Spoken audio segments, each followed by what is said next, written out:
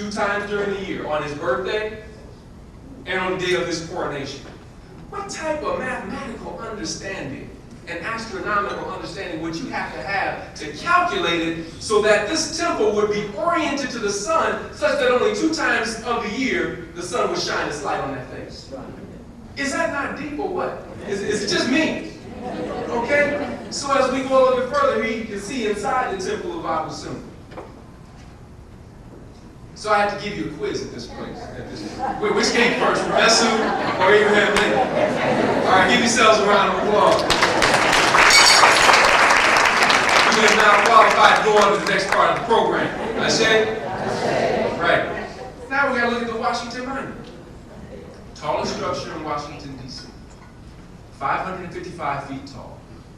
Now there's actually a city ordinance that says no building in Washington, D.C. can be created taller than the Washington Monument, because they want you to be able to see it from wherever you look out on the horizon. Those of you who've been to D.C., you know you can.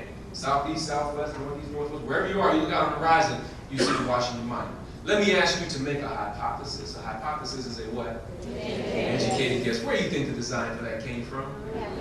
From your ancestors. Let's take a look. The Tekken, as it was called. Everybody say Tekken. This is the Tekken of Hatshepsut, one of the greatest female pharaohs that we know of. And I got this picture as it's with the sun rising behind it. And the reason I took it from that angle is because one of the purposes of the Tekken was to use it as a sundial. Based on the shadow that was cast upon the Tekken, you could tell what time of day it was. Ashe?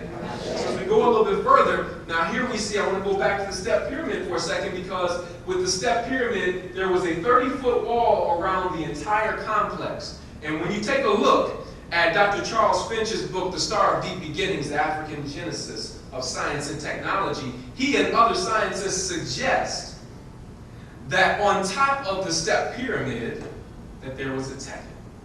And the reason that there was a Tekken on top of the step pyramid is because it would cast a longer shadow and it would make their astronomical calculations more precise. Ashe? But then when I took this and superimposed the Tekken on top of the step pyramid, something else very interesting happened. And it makes sense because the Eiffel Tower is where? In Paris, and of course the name Paris comes from the Greek word paraisos, named after the Greek word Isis, which comes from Aset, which comes from Kemet. There's a celebration going on, you just wasn't invited to the party. Somebody knows something about you that you don't even know about yourself. Ashe? So here we see a picture of the Washington Monument with a reflecting pool in front of it. How many of y'all know that the scriptures say that there's nothing new under the sun? So imagine my surprise when I get to the temple of the Pedestal and I see the sacred lake in front of the Tekken. There is nothing new under the sun.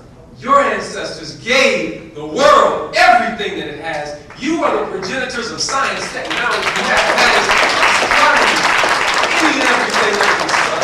Well, Mr. Akua, are you one of these people, are you one of these black people that thinks that African people discovered just about everything? Put your mind at ease. No, I'm not one of those radical revolutionary black people that thinks that black people gave birth to just about everything in the world. I'm one of those radical revolutionary black people that knows it and can prove it. I share.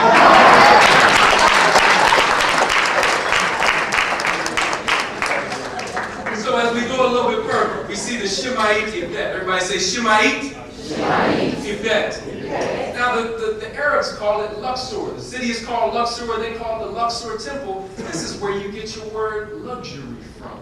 Because when the Arabs came in and conquered the area, they noticed the luxurious nature with which we created our temples. It's very interesting that when you go back to Kemet, when you go back to Egypt, you don't find the palaces of kings and queens. You don't find the homes of kings and queens.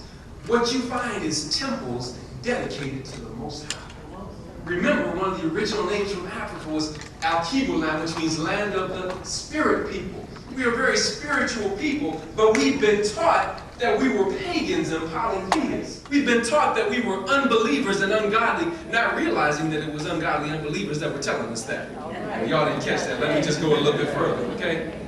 So here now, you see the stolen Tekken. Many of our artifacts have been stolen and taken to all these different places around the world. You can find it in Paris, Vatican City, where the Pope is. You can go to Rome. All of these artifacts have been taken out. But not just the Tekken, a number of others as well. But you don't have to go all the way to Egypt to see your architecture. Again, as Mr. Valmilton says, sharpen your eye and tune your ear so you know what you see and understand what you hear. In almost every major city that I go to, I see our ancestors speaking to us. I see those that have replicated and recreated our architecture for those that have eyes to see. Ashe? Just in St. Louis, just yesterday, saw the same thing on almost every major city. You can see examples of African architecture. Let me pause parenthetically here to let you know that you developed the first calendar as well. The Kemetic calendar goes back to 4241 BC. Okay? So now I got to give you the next part of your quiz. Are y'all ready? Which came first, the Tekken or the Washington Monument? All right, give yourselves a round of applause. Now here's one of our modern day hoteps. Young people, if you haven't read Gifted Hands, do yourself a favor. Required reading. Who was Ben Carson? First person in human history to successfully separate Siamese twins joined at the hip. A 22-hour operation. You know, I don't know if I've ever done anything for 22 hours straight, right?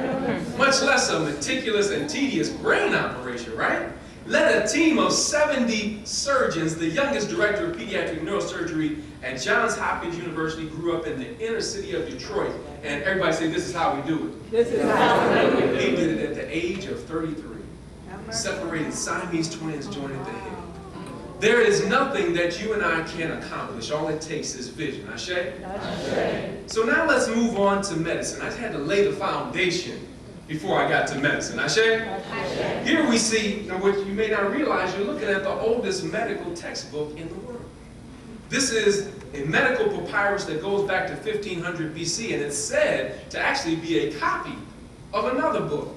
Now, you see on the screen I have, it says Eber's Medical Papyrus. I don't like using that name because it's not the original name. That is the name of the European who either found it, stole it, or bought it. And as Dr. Maulana Karinga says, these Egyptologists have the rather unsettling habit of naming papyri after themselves.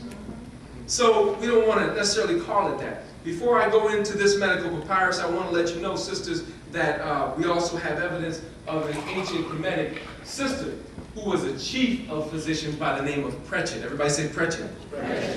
So this medical papyrus is the oldest medical treatise in the world. It's a copy of a much older text, and in it are writings about obstetrics, trauma, the circulatory system, neurosurgery, anatomy and physiology, diagnostics, pharmacology, circumcision, and contraception.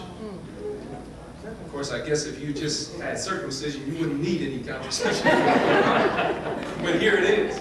Here's the Kemetic papyrus